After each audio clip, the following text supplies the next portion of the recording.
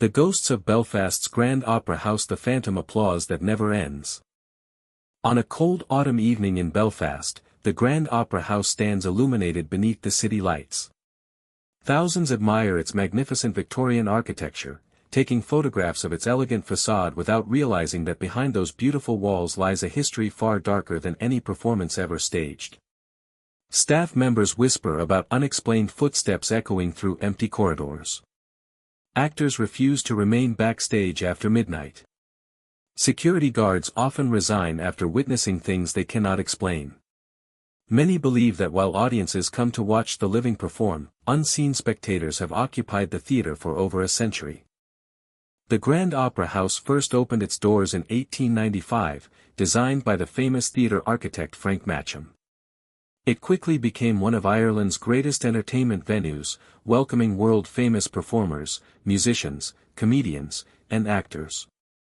During both World Wars and especially throughout the Troubles in Northern Ireland, the building endured bomb threats, explosions, and years of fear. Although it survived history's darkest moments, many believe something remained inside after the curtain fell. One retired stage technician shared a story that few people dared to repeat.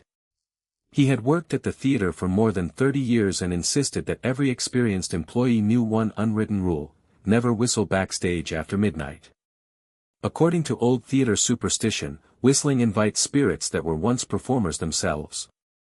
The technician laughed at the tradition during his early years until one night he tested it.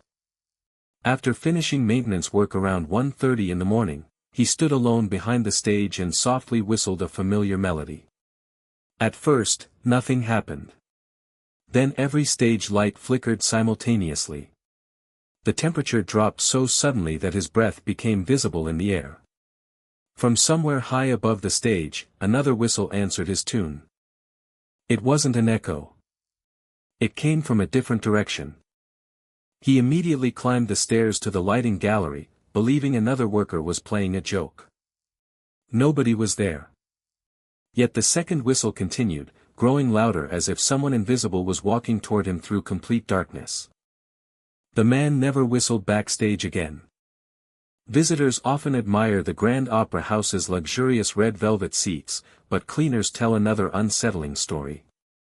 During late-night cleaning shifts, they sometimes notice a single seat folded down in the middle of an otherwise empty auditorium. Assuming a visitor forgot to close it, they return it to its upright position. Minutes later, the same seat is open again. No matter how many times they close it. Some workers began marking the chair with tape to prove it was always the same seat. Every morning, the tape remained untouched.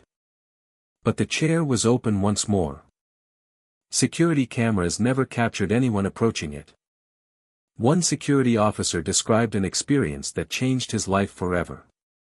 During a routine patrol shortly after 3 a.m., he noticed movement inside one of the private balconies. Believing someone had broken into the theater, he switched on his flashlight and walked carefully upstairs. As he approached the balcony, he saw what appeared to be a man wearing an old-fashioned black suit sitting perfectly still. The stranger faced the stage. The officer called out. No response. He moved closer. The figure slowly raised one gloved hand. And began clapping. One clap. Then another. Soon the empty theater echoed with applause. Loud. Slow. Deliberate. The officer rushed into the balcony. It was empty. But the applause continued all around him. Coming from every direction. He fled the building before sunrise. Several actors have reported hearing mysterious voices while rehearsing alone. Some say they hear a woman quietly repeating forgotten lines from plays that are no longer performed. Others describe hearing children laughing beneath the stage despite no children being inside the building. Audio technicians have occasionally recorded unexplained whispers on rehearsal microphones. When enhanced, the recordings sound almost like an audience murmuring moments before a performance begins. Perhaps the most disturbing stories involve the dressing rooms. Actors preparing for evening performances often sit before brightly lit mirrors applying makeup. More than one performer has claimed to see someone standing behind them in the reflection. An elderly gentleman wearing Victorian clothing. When they turn around, nobody is there. Yet in the mirror, he remains, watching silently. One actress reportedly became so frightened that she ran onto the stage before the performance had even begun. She later told colleagues the man in the mirror had leaned forward and whispered only 4 words.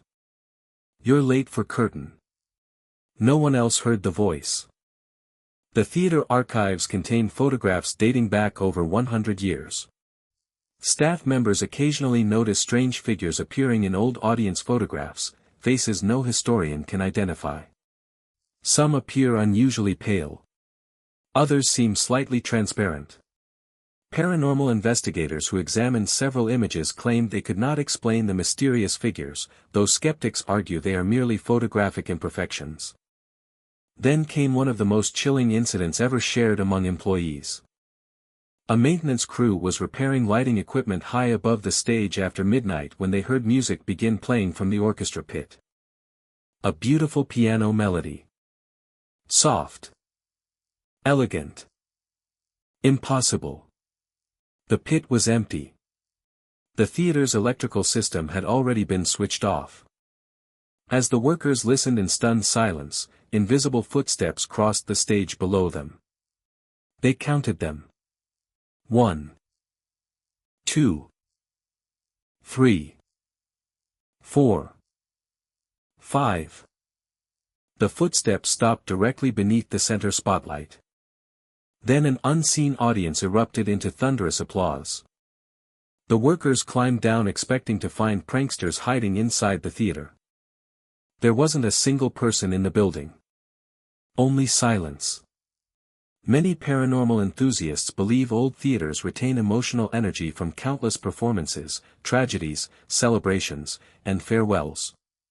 Every laugh, every tear, every standing ovation may somehow linger long after the audience has gone home. Whether this theory is true remains unknown, but those who work inside the Grand Opera House often say the building never truly feels empty. Even after the final show. Even after every light has been turned off.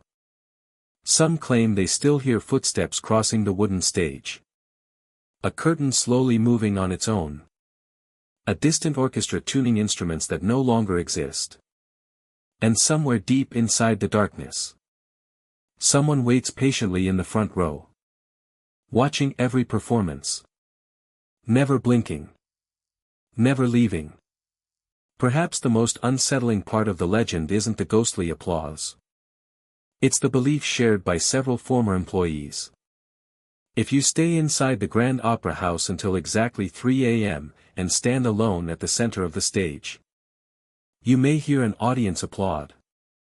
An audience no living person can see. And according to theater tradition, you must never bow. Because if you do, the spirits may believe you've accepted a role in their eternal performance. And once the curtain falls, they may never let you leave.